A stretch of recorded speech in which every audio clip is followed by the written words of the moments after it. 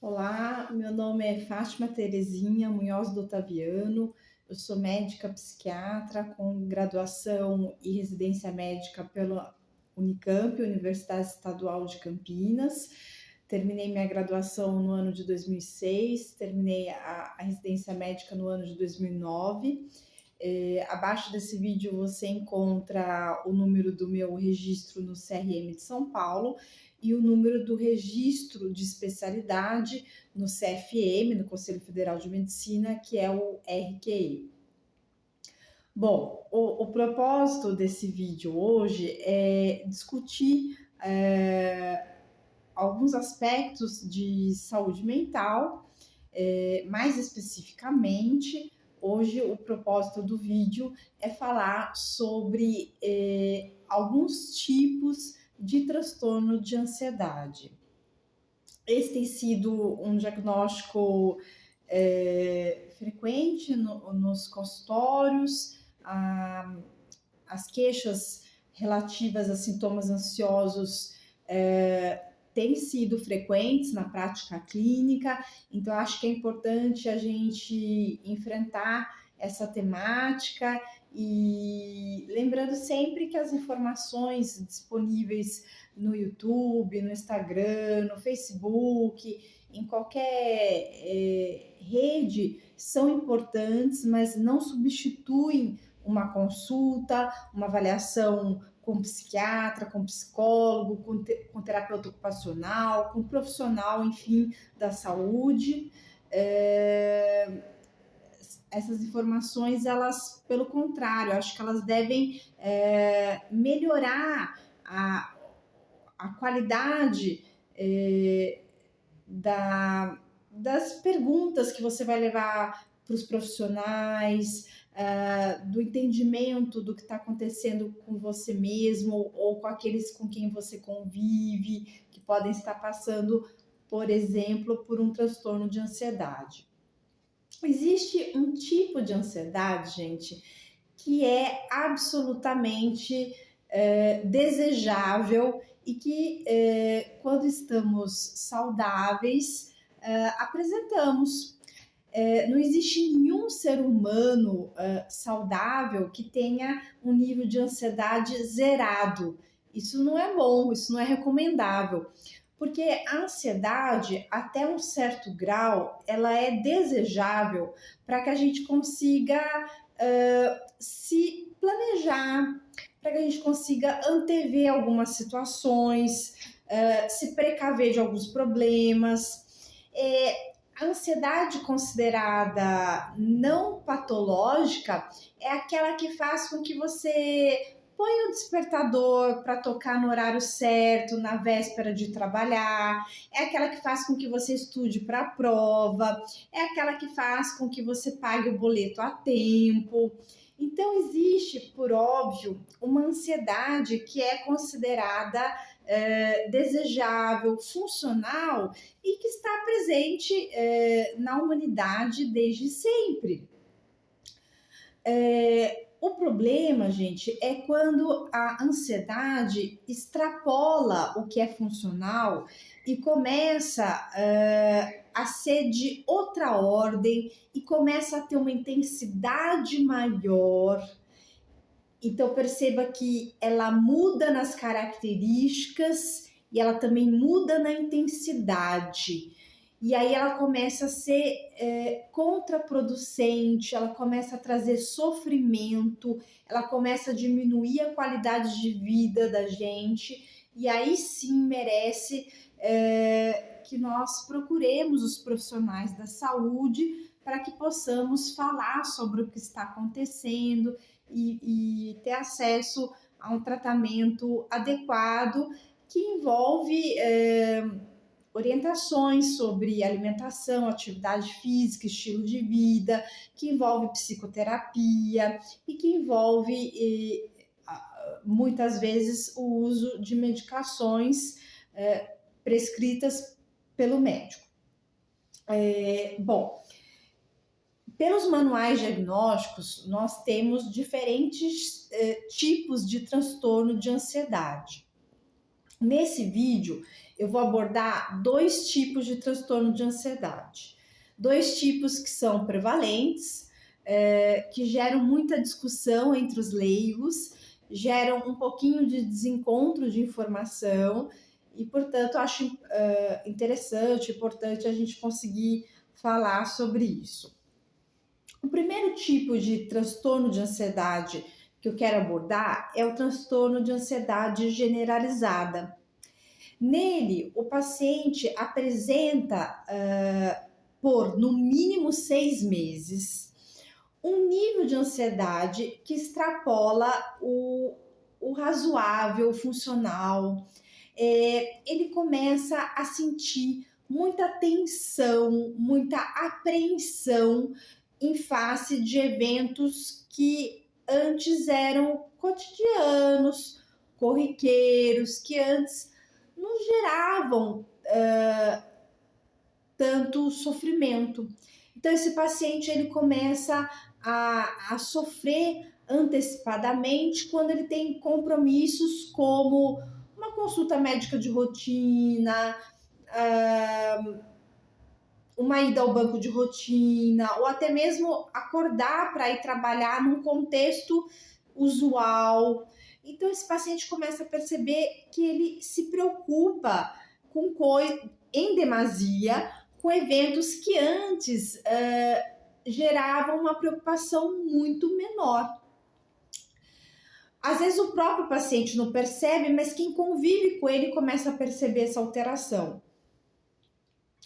E aí esse paciente, ele começa a apresentar alguns sintomas físicos decorrentes desse excesso de ansiedade, dessa ansiedade exacerbada. Ele começa a apresentar, por exemplo, tensão muscular, alteração do hábito intestinal, porventura dor de estômago, algumas vezes náusea, algumas vezes dor de cabeça. E ele percebe que esses sintomas o acompanham na maior parte do tempo, porque ele nunca consegue verdadeiramente relaxar. É como se ele estivesse sempre hipervigil, sempre atento, sempre esperando algo ruim acontecer. Por vezes ele não consegue nem dizer o que exatamente de ruim que ele está esperando acontecer. E outras vezes ele tem pensamentos um pouco catastróficos e acaba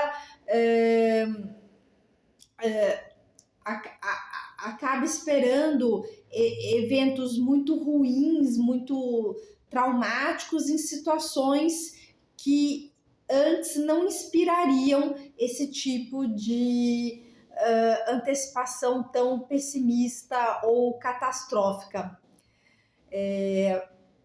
Vou tentar dar um exemplo. Imagine que um paciente que apresenta transtorno de ansiedade generalizada, quando ele vai numa consulta de rotina com um cardiologista, uma consulta que ele faz todo ano, porque ele já tem mais de 40 ou mais de 50 anos, numa situação em que ele não tinha o transtorno de ansiedade generalizada, ele poderia até ter uma leve apreensão, como, será que tá tudo bem? Né? Será que o meu colesterol tá bom? Será que o meu eletro tá normal? Porventura, ele até pensava isso por alguns segundos, mas ele não ficava muito preso a esse pensamento por muito tempo, ele não sofria muito em função disso, porque ele sabia que a consulta era só de rotina, que ele não estava tendo nenhum sintoma diferente, né? Que os últimos exames estavam normais. Um paciente com transtorno de ansiedade generalizada, ele pode, por exemplo, numa situação dessas, a despeito de não ter sintomas, a despeito de ter exames anteriores absolutamente normais, ele pode começar a ruminar, a pensar insistentemente que ele vai ter uma notícia ruim nessa consulta de rotina, que o médico vai achar alguma coisa muito grave nos exames dele e que a partir daquilo a vida dele vai mudar por completo. Então perceba que ele começa a ter uma preocupação exagerada, antecipada, com pensamentos que levam à catastrofização. E no transtorno de ansiedade generalizada, como o próprio nome diz, isso é generalizado. Então, perceba, eu não estou falando de alguém que tem um medo específico de passar no médico. Eu estou falando de alguém que, com esse diagnóstico, começa a ter esse tipo de comportamento muito ansioso em face de praticamente quase todos os eventos da vida, ou melhor dizendo, em face da maioria dos eventos da vida.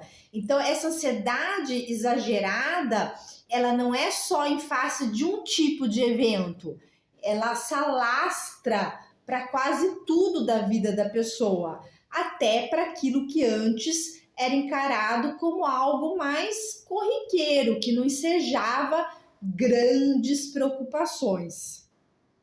Certo?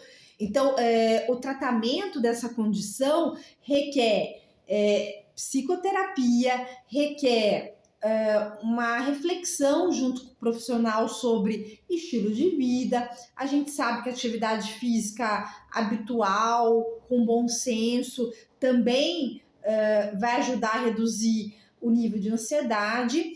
E nós, médicos, sabemos também que as medicações ajudam muito no tratamento desse tipo de condição. Então, nós temos sim um protocolo de tratamento que envolve, por exemplo, o uso de antidepressivos. E aqui, gente, eu quero fazer um gancho para falar de um tema importante. A classe dos antidepressivos é uma classe, às vezes, mal compreendida por quem não é da área da saúde. Por quê? Porque justamente a gente deu a esses remédios o nome de antidepressivos. Então, isso cria uma falsa impressão de que essa classe de medicamentos se presta a tratar apenas os quadros de depressão. Isso não procede, tá?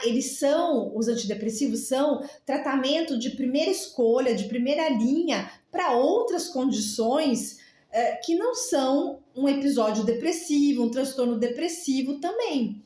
Então, no transtorno de ansiedade generalizada, o antidepressivo é usado como primeira linha de tratamento, tá? Por quê? Porque geralmente não é o meu propósito aqui dar uma aula de farmacologia, mas os antidepressivos, eles tendem a corrigir eventuais quedas do nível de serotonina nas sinapses, no espaço entre um neurônio e outro.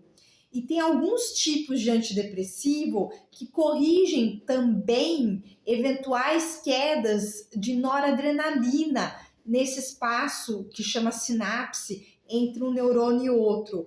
E ao você corrigir o nível de serotonina e ou noradrenalina entre um neurônio e outro, você ajuda o paciente a ter redução dos sintomas ansiosos. Os antidepressivos levam de 15 a 20 dias para começarem a ter um efeito terapêutico, tanto no tratamento da depressão como no tratamento dos transtornos de ansiedade, tá? Isso é importante esclarecer também. E eles não causam dependência, isso é importante também que fique claro. O segundo transtorno de ansiedade que eu gostaria de abordar ainda nesse vídeo é o transtorno do pânico. O transtorno do pânico pode até coexistir com o transtorno de ansiedade generalizada, mas ele é diferente, né? Ele tem características diferentes. No transtorno do pânico, a pessoa tem picos de ansiedade muito intensos e breves. A pessoa tem um tipo específico de crise de ansiedade, que a gente chama de crise de pânico. Numa crise de pânico, o paciente tem a sensação de morte iminente, ou a sensação de que ele vai perder o controle sobre a própria mente, sobre os próprios pensamentos. O paciente fala para a gente assim, doutora, durante aqueles poucos minutos de crise, eu tenho a sensação que eu vou enlouquecer. Ou ele fala para a gente, doutora, durante aqueles poucos minutos de crise, eu tenho a sensação de que eu estou morrendo. Depois que a crise passa, a sensação também passa. E às vezes eu até consigo refletir que aquilo não fazia sentido, que aquilo não era racional. Mas durante a crise, doutora, era tão forte que eu não conseguia refletir que aquilo não era real. A crise de pânico geralmente dura de 10 a 15 minutos. Ela passa sozinha. O que isso significa? Eu quero dizer que após alguns minutos a crise vai embora, mesmo que você não tome nenhum remédio. O problema é que você não deve negligenciar essa situação, porque as crises podem se repetir. E se elas começarem a se repetir, você vai ter uma diminuição da qualidade de vida. O próprio paciente tem essa noção e busca ajuda se ele começa a ter crises de pânico reiteradas, né? Durante a crise de pânico, os pacientes têm muitos sintomas físicos intensos até. Eles falam pra gente, e os manuais diagnósticos trazem isso também, né? Eles falam pra gente que eles têm muitas vezes batedeira, né? Palpitação, alguns chegam a ter a sensação de dor no peito, o que nos obriga a fazer um diagnóstico diferencial com angina, com infarto, num primeiro momento. Alguns sentem falta de ar, alguns sentem que o intestino fica solto, entre aspas, alguns sentem náusea, alguns sentem sudorese fria, um suor frio, alguns têm um pouco de tremores, né? Então, os sintomas físicos durante a crise de pânico são desagradáveis e acabam corroborando, infelizmente, a sensação de morte iminente. Porque aí o paciente pensa, tá vendo? Né? Durante a crise, ele pensa, tá vendo? Eu tô sentindo tudo isso porque eu tô morrendo mesmo, né? Então é melhor eu ir pro hospital, é melhor eu ir pro pronto-socorro. Então, durante a crise, ele tem esse tipo de pensamento de que ele tá tendo alguma coisa grave do ponto de vista físico, né? Que requer aí um cuidado imediato, senão ele vai morrer. Isso não condiz com a realidade. Como assim? Passada a crise, o próprio paciente nota que, bom, eu não estava morrendo, né? Eu não estava perdendo o controle sobre o meu pensamento. Então, é importante que o paciente com transtorno do pânico entenda que a crise de pânico, embora seja muito sofrida e muito desagradável, ela não leva ninguém a uma situação de risco de morte, nem de risco de perder o domínio do pensamento, da mente, o que alguns de vocês referem como, entre aspas, enlouquecer. A crise de pânico não leva a isso, embora o medo durante a crise seja disso. Sobretudo o medo de morrer. O mais comum é o medo de morrer durante os minutos de duração da crise, tá? Alguns pacientes, durante a crise de pânico, eles têm um impulso de sair de onde eles estão. Eles têm a sensação de que se eles mudarem de ambiente, aquilo passa. É um pensamento muito rápido, muito no automático. Então, os parentes, os amigos, às vezes eles veem, né, que o paciente estava almoçando e de repente ele levantou da mesa e foi para outro cômodo. Ele tem uma sensação de que ao mudar de ambiente, aquilo vai remitir. Não necessariamente, mas como eu já expliquei, passados alguns minutos, a crise vai embora. Certamente vai embora, mesmo que você não medique na hora, né? Se você estiver num pronto-socorro, alguém vai te medicar. Por quê? Porque tem um certo tipo de medicação que encurta a duração da crise e faz com que o paciente fique menos angustiado, menos ansioso depois que a crise vai embora. Porque, gente, mesmo sendo uma crise breve, né? Depois que ela vai embora, o paciente fica um pouco mais angustiado, mais preocupado, às vezes ele não entende direito o que ele teve, ele não conversou ainda com um profissional da saúde sobre o diagnóstico. Então, não é raro a crise já ter ido embora, o paciente já compreender que ele não estava morrendo, o paciente já está mais confortável, mas ainda está ansioso, né? Ainda está desconfortável. Então, num pronto-socorro, a gente acaba assim medicando o paciente para que a crise seja mais curta e para que ele não se sinta muito ansioso após o término desse pico extremo de ansiedade que é a crise de pânico, tá? E depois que você tiver num tratamento regular com um médico de confiança, você vai ver que alguns médicos, eles prescrevem uma medicação SOS, né? Alguns médicos, eles orientam no início do tratamento que você tome um certo tipo de medicação durante o início da crise de pânico, justamente para que a crise vá embora o quanto antes e para que você fique bem após a crise. A gente não costuma fazer isso por um tempo muito prolongado, é mais no início do tratamento. Vou tentar explicar por quê. Porque do ponto de vista medicamentoso, o transtorno do pânico também é tratado com antidepressivo. Só que os antidepressivos demoram de 15 a 20 dias para começarem a fazer efeito. O efeito que a gente espera deles é que eles previnam a ocorrência de novas crises de pânico. Isso vai levar algum tempo para acontecer. Enquanto isso não acontece, muitos médicos orientam então o paciente a fazer uso de um outro tipo de medicação que tem um efeito tranquilizante rápido, que não vai resolver a raiz do problema, tá? Esse outro tipo de medicação não pode ser o único tratamento medicamentoso. É um adjuvante de início de tratamento, tá?